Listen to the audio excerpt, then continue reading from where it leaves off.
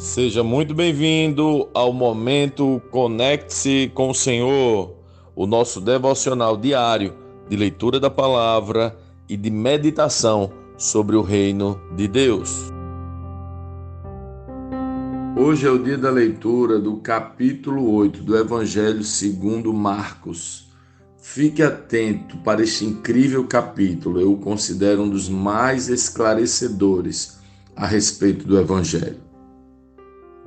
Naqueles dias, outra grande multidão se reuniu e, mais uma vez, o povo ficou sem comida. Jesus chamou os discípulos e disse: Tenho compaixão dessa gente. Estão aqui comigo há 3 dias e não têm mais nada para comer. Se eu os mandar embora com fome, desmaiarão no caminho. Alguns vieram de longe. Os discípulos disseram: Como conseguiremos comida suficiente neste lugar deserto para alimentá-los? Jesus perguntou: Quantos pães vocês têm? 7, responderam eles. Então Jesus mandou todo o povo sentar-se no chão, tomou os 7 pães, agradeceu a Deus e os partiu em pedaços. Em seguida, entregou-os aos discípulos, que os distribuíram à multidão. Eles encontraram ainda alguns peixinhos. Jesus também os abençoou e mandou que os distribuíssem. Todos comeram à vontade. Depois os discípulos recolheram 7 cestos grandes com as sobras. Naquele dia havia cerca de 4.000 homens na multidão. Após comerem, Jesus os mandou para casa. Em seguida entrou com seus discípulos num barco e atravessou para a região de Dalmanuta. Alguns fariseus vieram ao encontro de Jesus e começaram a discutir com ele para pô-lo à prova. Exigiram que lhes mostrasse um sinal do céu. Ao ouvir isso, Jesus suspirou profundamente e disse: Por que esse povo insiste em pedir um sinal? Eu lhes digo a verdade, não darei sinal algum aos homens desta geração.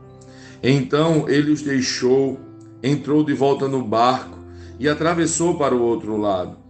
Os discípulos, porém, se esqueceram de levar comida. Tinham no barco apenas um pão. Enquanto atravessavam o mar, Jesus os advertiu: Fiquem atentos, tenham cuidado com o fermento dos fariseus e de Herodes. Os discípulos começaram a discutir entre si, porque não tinham trazido pão. Ao saber do que estavam falando, Jesus disse: Por que discutem sobre a falta de pão? Ainda não sabem ou não entenderam? Seu coração está tão endurecido que não compreendem. Vocês têm olhos, mas não veem, têm ouvidos, mas não ouvem, não se lembram de nada. Quando reparti os 5 pães entre os 5.000, quantos cestos cheios de sobras vocês recolheram? 12, responderam eles. E quando reparti os 7 pães entre os 4.000, quantos cestos grandes, cheios de sobra, vocês recolheram? 7, responderam. E vocês ainda não entendem? Perguntou. Quando chegaram em Betsaida, algumas pessoas trouxeram um cego e lhe pediram que o tocassem.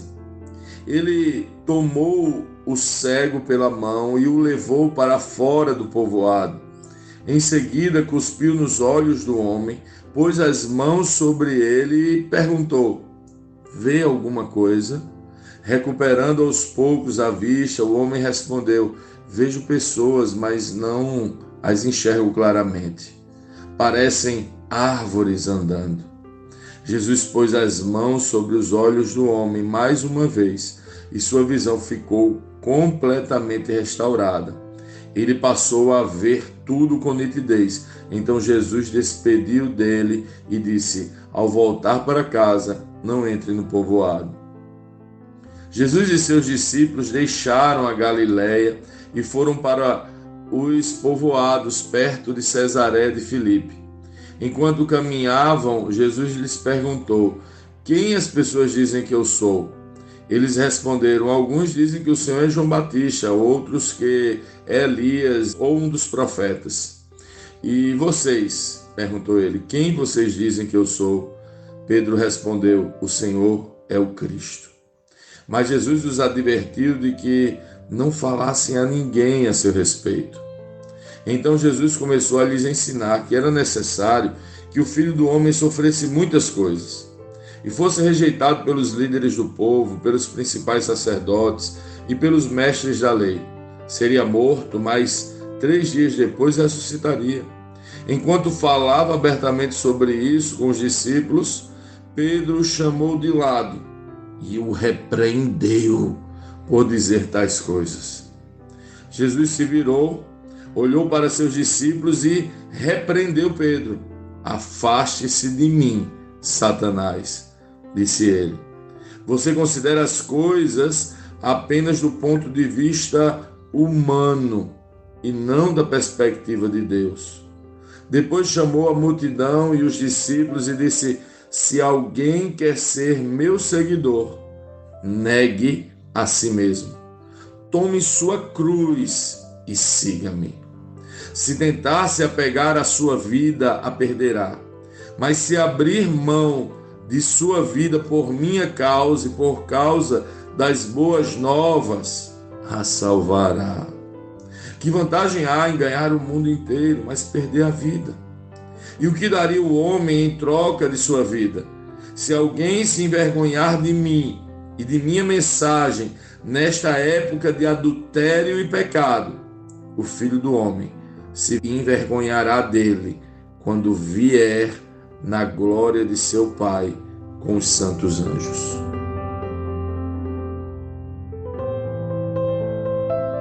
Lendo este capítulo de hoje, nós precisamos responder: como Cristo lê esse texto? O que aprendemos nele?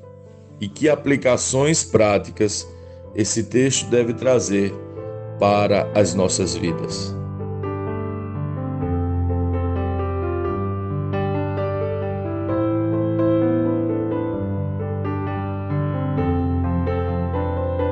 É impressionante. Jesus alimenta multidões, cura cegos, mudos e paralíticos. Mas os religiosos pedem um sinal do céu. Os discípulos estão preocupados com o que vão comer. E Pedro ainda se acha capaz de repreender o Cristo. Esse capítulo, ele é um dos mais importantes porque esclarece muito do Evangelho. Mas, sobretudo, ele relata o absurdo que é o homem. E dentro de nós há uma certa expectativa que não façamos parte deste grupo de absurdos, mas me parece que não somos muito diferentes.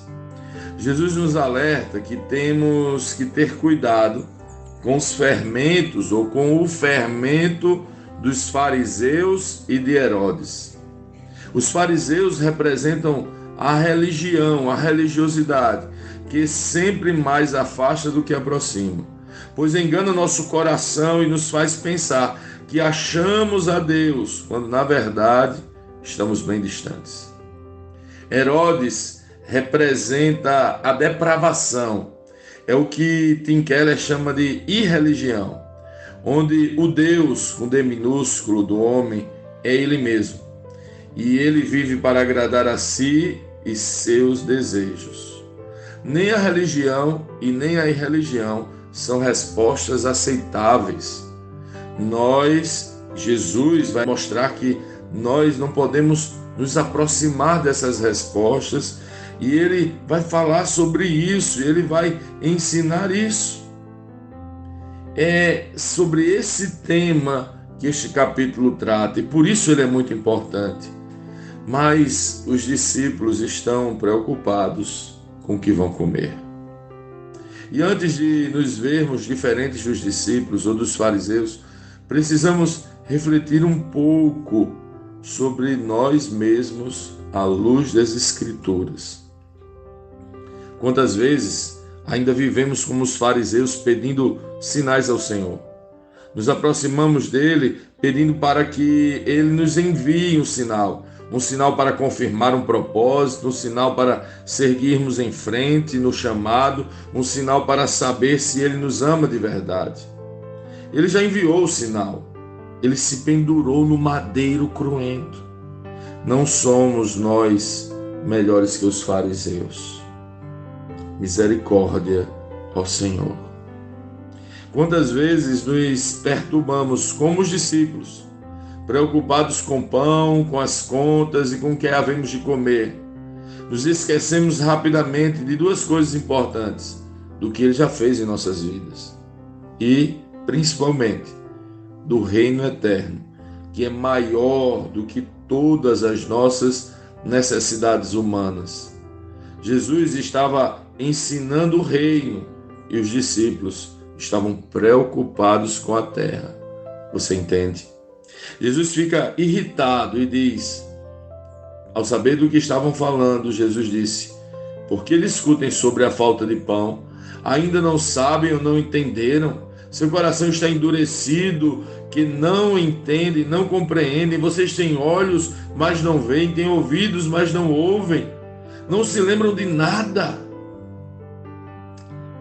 Jesus ficou irritado. Fala sério, quantas vezes a nossa discussão é sobre as coisas desta vida? Quantas vezes perdemos tempo falando sobre a pequenez da vida humana? Será que ainda não entendemos? Não somos melhores do que os discípulos de coração duro. Por isso, nossa oração é misericórdia de nós, Senhor.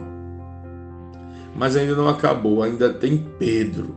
E aí é absurdo, elevado à 10ª potência. Que vergonha! Mesmo depois de Pedro ter declarado e revelado que Jesus é o Cristo, ele tropeça e tenta aconselhar Jesus. Jesus estava falando do caminho do Cristo, sobre perder, morrer, sofrer, cumprindo o propósito. E Pedro se sente no direito de aconselhar Jesus e repreendê-lo. Fala sério. É o fim da picada. Você já conheceu uma pessoa toda atrapalhada que quer dar conselhos a todo mundo? Parece essa cena. Mas sabe o que é pior? Nós não somos melhores que Pedro. Quantas vezes cometemos o absurdo de entrar em oração e falar com Jesus, mas não para nos relacionarmos com Ele, não para o ouvirmos, mas para dizer a Ele o que Ele tem que fazer. Queremos corrigi-lo, queremos repreendê-lo, queremos ensinar a Jesus sobre como e o que Ele tem que fazer em nossas vidas e a respeito de tudo. É muita pretensão e prepotência de nossa parte. Nossos momentos de oração se transformam em momentos de pretensiosamente tentarmos dizer a Jesus o que Ele tem que fazer. É muita vaidade nossa, é muita ousadia, é muito absurdo. Não, definitivamente não somos nós melhores que o pretensioso Pedro. Por isso a nossa oração deve ser misericórdia de nós, ó Senhor. Quando Jesus ouve tudo isso, Ele diz, vocês não entenderam. Eu sou o Cristo e vim chamar vocês para também ir à cruz. Eu não vim para alimentá-los e curá-los. Fiz isso porque os amo, mas minha missão, na verdade, é chamar vocês à cruz. Vamos encerrar hoje com as palavras mais importantes. Depois chamou a multidão e os discípulos e disse, se alguém quer ser meu seguidor, negue a si mesmo. Tome sua cruz e siga-me. Se tentar se apegar à sua vida, a perderá. Mas se abrir mão de sua vida por minha causa e por causa das boas novas, a salvará. Que vantagem há em ganhar o mundo inteiro, mas perder a vida? E o que daria o homem em troca de sua vida? Se alguém se envergonhar de mim, da minha mensagem, nesta época de adultério e pecado, o Filho do Homem se envergonhará dele, quando vier na glória de seu Pai com os santos anjos. Não é sobre ganhar, não é sobre ser curado, não é sobre se dar bem, não é sobre vencer. Definitivamente, misericórdia de nós, Senhor. Nos abre o coração para que possamos contemplar as coisas de Deus e para que possamos seguir firmes o caminho da cruz.